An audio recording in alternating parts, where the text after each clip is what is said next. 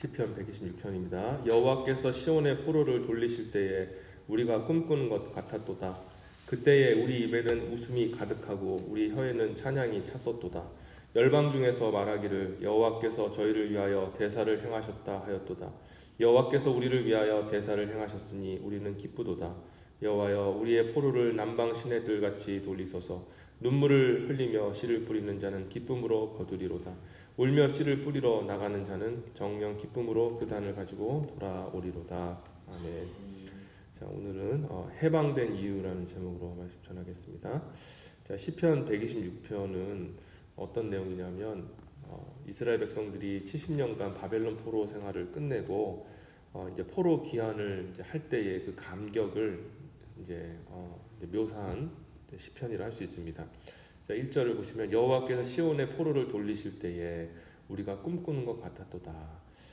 진짜 꿈을 꾼 게 아니라 이 꿈꾸는 것 같이 너무 황홀했다. 우리가 너무 좋았던 그런 어떤 기억들이 있으면 참 꿈 같다. 그런 생각을 하지 않습니까? 그래서 이제 그런 얘기를 하는 겁니다. 70년간 이제 바벨론 포로 생활을 끝내고 돌아왔어요. 430년간 종살이하고 끝내온 것하고 비교하겠냐 그렇게 생각할지 모르겠지만 430년이나 70년이나 똑같이 그 포로 이 귀환을 하게 되고 또 애굽에서 출애굽하게 된 사람들의 이 감정은 속박에서부터 해방된 거기 때문에 아마 똑같은 그런 황홀경을 느끼면서 아마 출애굽하고 또 바벨론에서 나오지 않았나 생각이 듭니다. 어쨌든 이렇게 꿈꾸는 것 같은 그런 정말 너무나도 큰 감격 속에 이게 진짜 꿈이냐 생시냐는 마음으로 이제 바벨론에서 이제 나오게 된 것이죠. 근데 그때 이제 2절 보시면 우리의 입에는 웃음이 가득하고 우리 혀에는 찬양이 찼었도다. 열방 중에서 말하기를 여호와께서 저희를 위하여 대사를 행하셨도다 하였도다라고 이렇게 이야기하고 있습니다. 그러니까 모두가 이제 하나님 앞에 이제 찬양하기를 하나님 정말 하나님께서 이 일을 행하셨습니다라고 찬양하고 경배하는 그런 모습들을 보게 됩니다.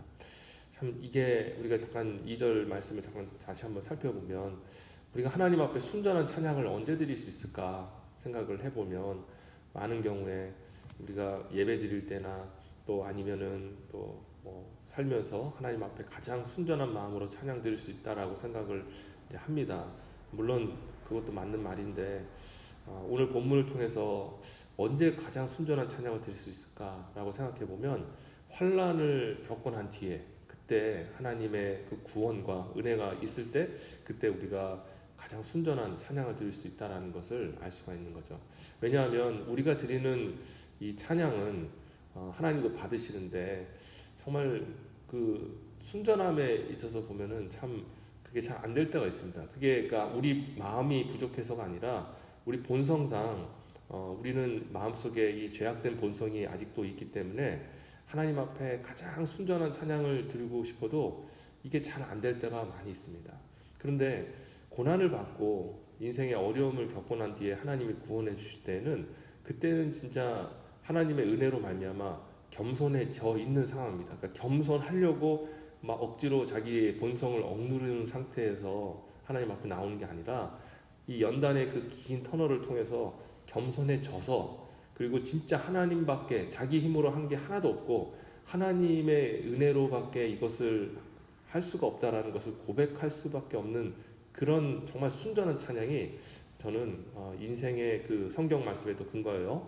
가장 어려운 그런 시기를 겪고 났을 때 그때 드릴 수 있지 않나 생각이 듭니다. 그러니까 우리가 이 어려움과 인생의 고난에 대한 관점을 좀 바꿀 필요가 있어요.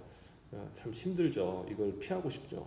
그런데 우리가 하나님께 찬양 드리기 위해서 이 자리에 빚좀 받았잖아요. 그렇죠? 우리가 직장 생활하고 사업을 하시고 여러분들의 어떤 꿈과 또 계획들을 영위하시면서 인생을 정말 이렇게 의미 두고 가치 두고 살아가고 계신데 그런데 우리가 잊지 말아야 될 것은 저와 여러분들의 그 하나님께서 빚으신 이유가 뭐냐면 하나님을 찬양하기 위해서라는 거예요. 그럼 그 목적이라면 우리는 그래서 직장을 통해서 찬양하길 원하고 내가 물질을 많이 벌어서 또 하나님 나라를 위해서 쓰는 것을 통해 찬양하길 원하고 이런 식으로 우리가 찬양하기를 기대하잖아요. 그래서 그렇게 하시고 귀한 일이죠. 너무 귀한 일입니다. 그런데 그것과 더불어 하나님께서 우리로 하여금 가장 순전한 찬양을 받으실 때 언제 받으실까 생각해 보면 인생의 고난을 겪은 후에 하나님께 드리는 찬양을 하나님께서 더 받으신다, 저는 그렇게 생각을 합니다. 그래서 삶에 어려움이 있을 때 그 어려움 자체만 바라보지 마시고 내가 하나님께 찬양하기 위해 빚음받은 존재이기 때문에 하나님 앞에 가장 순전한 찬양을 올려드릴 수 있는 기회가 주어졌구나. 그럼 이 하나님 입장에서 보실 때는 그 인생이 가장 존귀한 인생이고 복된 인생인 거예요. 축복을 해줄 수밖에 없는 인생이죠. 왜냐하면 하나님은 찬양받기 합당하신 분이고 찬양을 받으시기 위해 저와 여러분들 지으셨기 때문입니다. 그래서 인생의 어려움이 찾아올 때 그 어려움 자체만 바라보지 마시고 하나님께 순전한 찬양을 올려드릴 수 있는 기회가 왔구나라고 생각하시면서 하나님 앞에 나아가시기를 바라겠습니다. 그리고 분명한 사실은 하나님은 찬양을 받으시기 위해서라도 우리의 인생의 문제와 어려움들을 해결해 주신다는 것입니다. 그래서 하나님 이렇게 기도하세요. 하나님, 제가 주님을 찬양하길 원합니다. 가장 순전한 찬양을 하기를 원하오니 이 어려움에서 나를 건져주소서.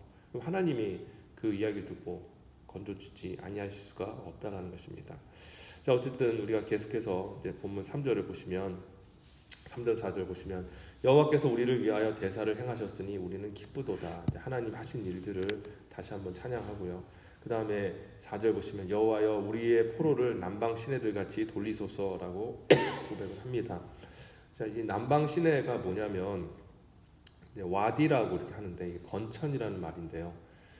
평상시에는 그냥 물자국만 있어요. 근데 비가 확 오면은 그 물에 갑자기 정말 무늬만 있었던 모양만 있었던 그 냇가에 물이 그냥 범람하면서 온 사방으로 큰 강이 됩니다. 그걸 와디라고 얘기하는데 그렇게 하나님께서 은혜를 베푸신다면 정말 그 와디가 이렇게 확 차서 온 땅이 그 물로 흥건한 것처럼 그렇게 강력하게 이렇게 물을 그러니까 하나님의 그 은혜를 우리에게 부어 주십시오. 우리 포로들, 우리 시내들, 우리의 그 포로들과 우리의 이 후손들을 그렇게 하나님께서 강하게 물줄기 같이 그렇게 뻗어나가게 해주십시오라고 하나님 앞에 소망을 하고 있습니다. 자, 그러면서 후세들을 향해서 이제 선배되었던 자들이 이제 70년 바벨론 포로 생활을 끝내고 인생의 중요한 교훈을 얻은 거예요. 자, 무슨 교훈을 얻었냐면 5절 보세요. 눈물을 흘리며 씨를 뿌리는 자는 기쁨으로 거두리로다.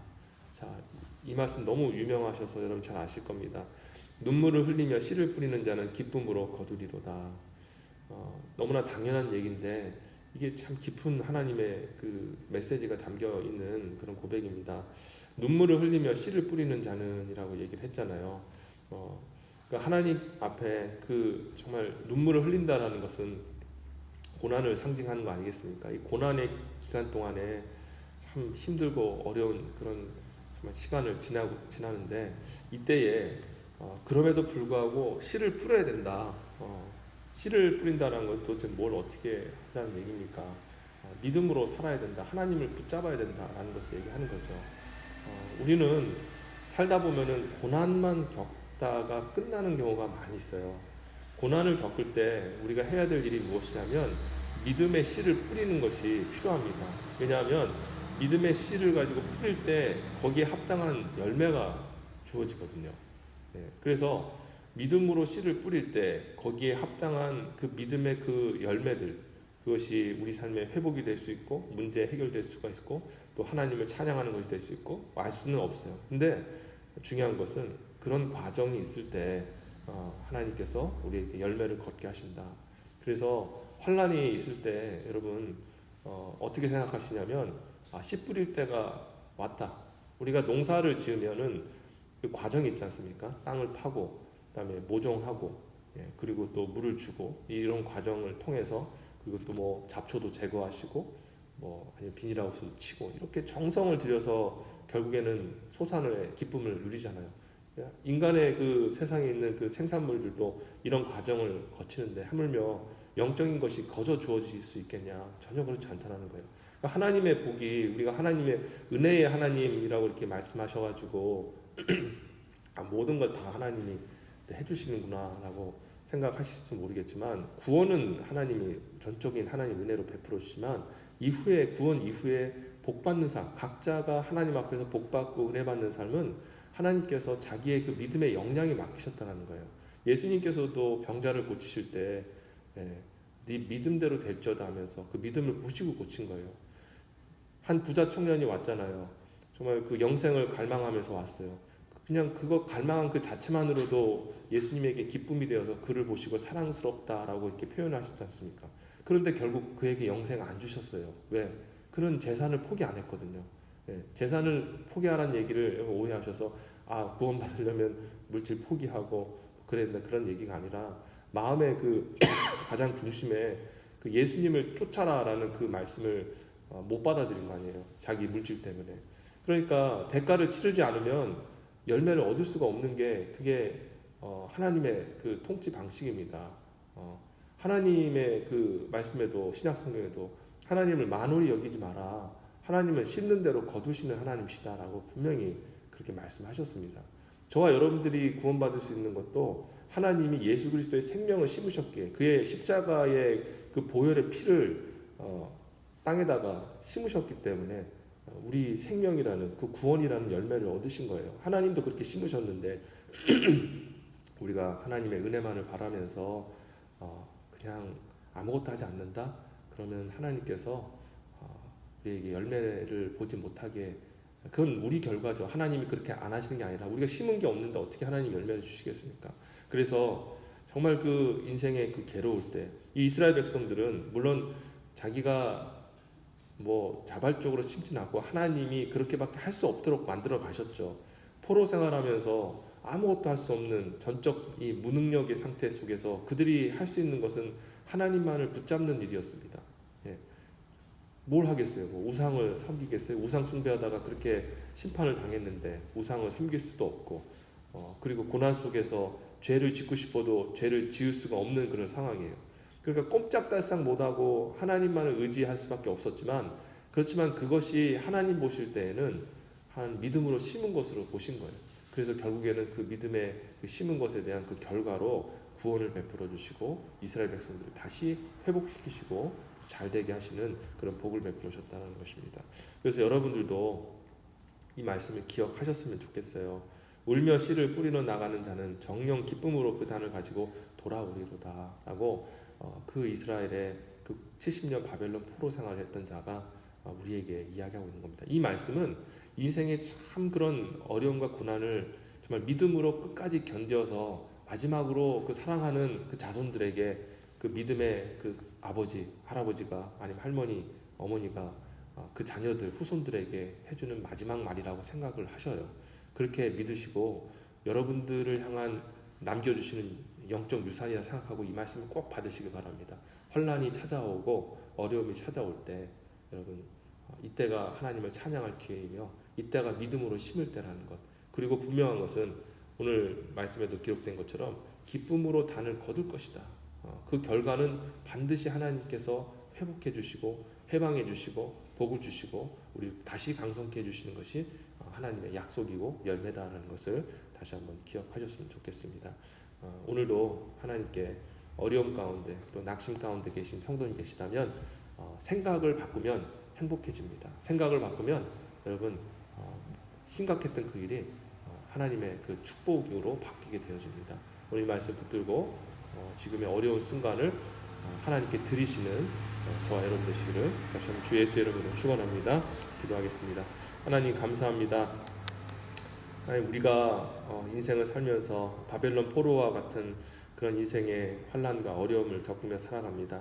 참 이때에는 이스라엘 백성들도 아무것도 할 수 없었고 전적으로 무능했었고 오직 하나님밖에 볼 수 없는 그런 시기였습니다. 참 답답한 시기였습니다. 그러나 그때에 이들은 인내하면서 믿음으로 심었습니다.